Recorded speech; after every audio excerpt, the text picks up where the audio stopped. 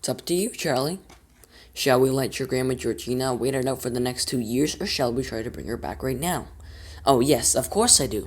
For Mother's sake, especially. Can you not see how sad she is? Mrs. Bucket was sitting on the edge of the big bed, dabbing her eyes with a hanky. My poor old mum, she kept saying. She's -2, and I won't see her again for months and months and months, if ever at all. Behind her, Grandpa Joe, with the help of an Oompa Loompa, was feeding his 3-year-old wife, Grandma Josephine, from a bottle. Alongside them, Mr. Bucket was spooning something called Wonka Squidgmallow baby food into 1-year-old Grandpa George's mouth, but mostly all over his chin and chest. Big deal, he was muttering angrily.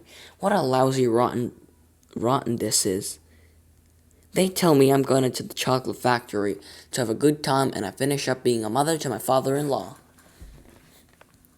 Everything's under control, Charlie, Mr. Wonka said, surveying the scene. They're doing fine. They don't need us here. Come along. Hurry up, my dear boy. We've got to hustle if we're going to get there before. Before what? Before she gets subtracted, of course. All minuses are subtracted. Don't you know any arithmetic at all? They were in the elevator now, and Mr. Wonka was searching among the hundreds and hundreds of buttons. Here we are, as he pressed a tiny ivory button on which it said minus land. We are going way down, Mr. Wonka said. Oh, such a way down. The elevator was gathering speed. It twisted and swerved. It swung sharply to the left. I only hope, said Mr. Wonka, the Oompa Loompas aren't using the other elevator today. What other elevator? Asked Charlie. The one that goes the opposite way of this one. Holy snakes, Mr. Wonka. You mean we might have a collision? I've always been lucky so far. Hey, take a look at there, quick. Through the window, Charlie caught a glimpse of what seemed like an enormous quarry with a steep, craggy brown rock surface, and all over the rock face there were hundreds of Oompa Loompas working away with picks and pneumatic drills. Rock candy, said Mr. Wonka. That's the richest deposit of rock candy in the world. The elevator sped on. We're going deeper. We're about 200,000 feet down already. Strange sights were flashing by outside, but the elevator was traveling at such a terrific speed that only occasionally was Charlie able to recognize anything at all. Once he thought he saw in the distance a cluster of tiny houses shaped like upside-down cups, and there were streets in between the houses and Oompa Loompas walking the streets. Another time they were passing some kind of a red plane dotted with things that looked like old derricks. He saw a great spout of brown liquid spurting out. A gusher! Cried Mr. Wonka, clapping his hands. A whacking great gusher. How splendid! Just when we needed it, too. A what? We've struck chocolates again. That'll be a rich new field. Oh, what a beautiful gusher. Just look at it go. You realize that what you saw earlier on, when you went around the factory with those naughty little children, was only a tiny corner of this establishment. It goes down for miles and miles, and soon as possible I shall show you all the way around, slowly and properly. But that will take 3 weeks without any sleep. Right now, we have other things to think about, and I have important things to tell you. Listen carefully to me, Charlie. I must talk fast, for we'll be there in a couple of minutes. I suppose you've guessed, Mr. Wonka continued. What happened to all those Oompa Loompas in the testing room when I was experimenting with the Wonkavite? Of course you did. They disappeared and became minuses, just like your dear old Grandma Georgina. Their recipe was miles too strong. One of them actually became a -87. Imagine that. You mean he's got to wait 87 years before he can come back? That's what's been bugging me. After all, one can't allow one's best friend to wait around as miserable minuses for 87 years. And get subtracted as well. That'd be frightful. Of course it would be. So what did I do? Willy Wonka, I said to myself, if you can invent Wonkavite to make some people younger, then surely, for goodness sake, you could also invent something to make them older. Aha! I see what you're getting at. Then you could turn the minuses quickly back into pluses, and then bring them home again. Precisely. Always supposing, of course, that I could find out where minuses had gone to. The elevator plunged on, diving steeply towards the center of the earth. All was blackness outside now. There was nothing to be seen. So once again, I rolled up my sleeves and set to work. Once again, I squeezed my brain, searching for the new recipe. I had to create age to make people old. Aha! I cried, for now the ideas were beginning. What is the oldest living thing in the world? What lives nothing longer than anything else? A tree, Charlie said. Right you are, but what kind of a tree? Not the Douglas fir, not the oak, not the cedar.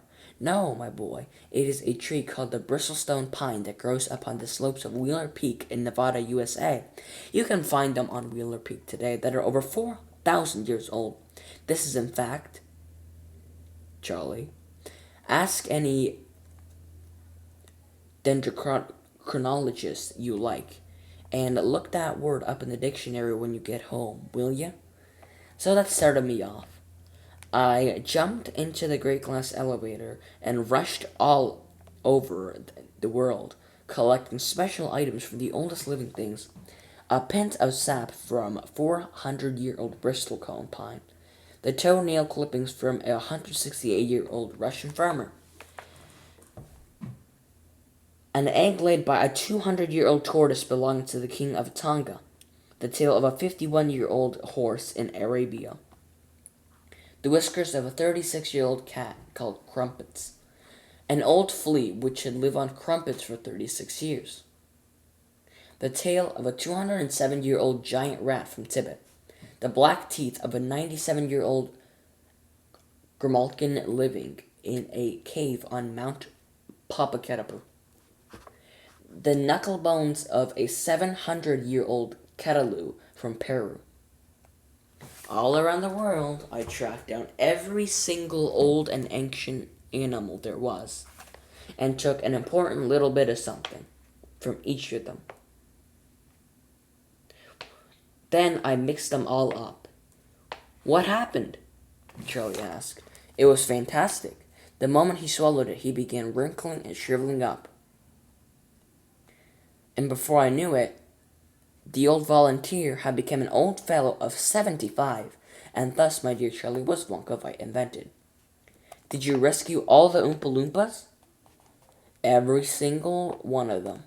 131 all told. Mind you, it wasn't quite as easy as that. There were lots of snags and complications along the way. Goodness heavens, we're nearly there.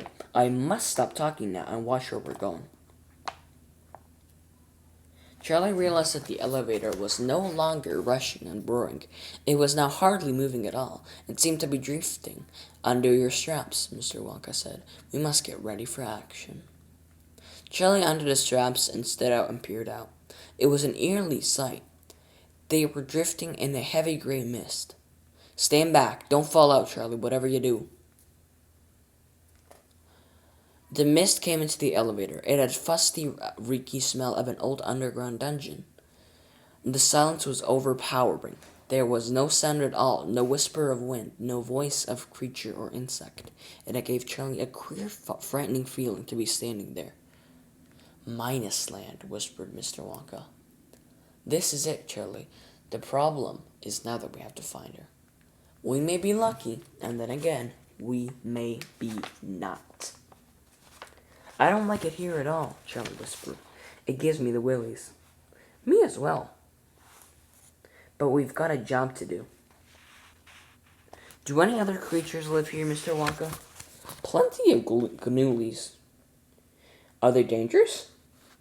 If they bite you, you're a goner. The elevator drifted on, rocking gently from side to side. The gray-black oily fog swirled around. What does a gnooly look like, Mr. Wonka?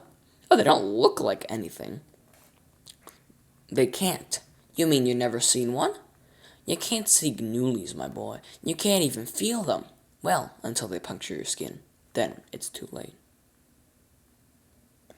You mean there might be swarms of them going around us at this very moment? Oh, there might. Charlie began to feel his skin beginning to creep. Do you die at once? Well, first you become subtracted, a little later on you are divided, but then very slowly it takes a long time. It's long division and it's very painful. After that, you become one of them. Couldn't we shut the door? I'm afraid not. We never see her through the glass. There's too much mist and moisture. She's not going to be able to easy to pick anyway. At the same time, the constant movement, the twisting and swirling of the misty vapors gave one the feeling that something very powerful, evil, and malignant was at work all around. Charlie felt a jab on his arm. He jumped. He almost jumped out of the elevator. Sorry, said Mr. Wonka. It's just me. Oh, for a second I thought, well, I know what you thought. And by the way, I'm awfully glad you're here with me. How would you like to come here alone, as I did, as I had to, many, many times? Oh, I wouldn't. There she is. No, she isn't. Oh dear, I could have sworn I saw her for a moment. There, look. Where? Said Mr. Wonka. Point to her. She's gone again. She sort of faded away. There, quick, right there. Can't you see her? Yes, Charlie, I see her. I'm moving up close right now. Mr. Wonka reached behind him and began touching a number of buttons. Grandma, we're going to get you. They could see her faintly through the mist, but oh so faintly. Why is she lying down? Well, because she's a minus. Surely you know what a minus looks like. Like that. Mr. Wonka drew a horizontal line in the air with his finger. The elevator glided close. The ghostly shadow of Grandma Georgina's face was no more than a yard away now. Stand back, ordered Mr. Wonka, and suddenly from some secret place inside his coattails, he whisked out a spray gun. It was one of those old-fashioned things people used to use for spraying fly spray around the room before aerosols came along. He aimed the spray gun straight at the shadow of Grandma Georgina, and he pumped on the handle hard, once, twice, 3 times. Each time a fine black spray spurted out from the nozzle of the gun. Instantly, Grandma Georgina disappeared. A bullseye! Cried Mr. Wonka. Where's she gone? Back to where she came from. Now, let's go back. Sit down and strap yourself in again. We're going flat out this time. The elevator roared and rocketed up towards the surface of the earth. Mr. Wonka and Charlie sat side by side in their little jump seats, strapped in sight. Mr. Wonka started tucking the spray gun back into that enormous pocket somewhere. Such a pity one has to use a clumsy old thing like this. But there's simply no other way of doing it. Ideally, of course, one would measure exactly the right number of drops in a teaspoon, but it is impossible to feed anything to a minus, of course. It worked fine, though, didn't it? Oh, it worked fine. All I'm saying is that there's bound to be a slight overdose. I do not quite know what you mean, Mr. Wonka. Oh, my dear boy, if it only takes 4 drops of Wonka Light to turn a young Oompa Loompa into an old man. You mean Grandma may have got too much? I'm afraid that's putting it rather mildly, said Mr. Wonka. But why did you give her such a lot of it? Why did you spray her 3 times? She must have got pence and pence of it. Gallons. Gallons and gallons. But don't let a little thing like that bother you. The important part is that we've got her back. She is a minus no longer. She's a lovely plus.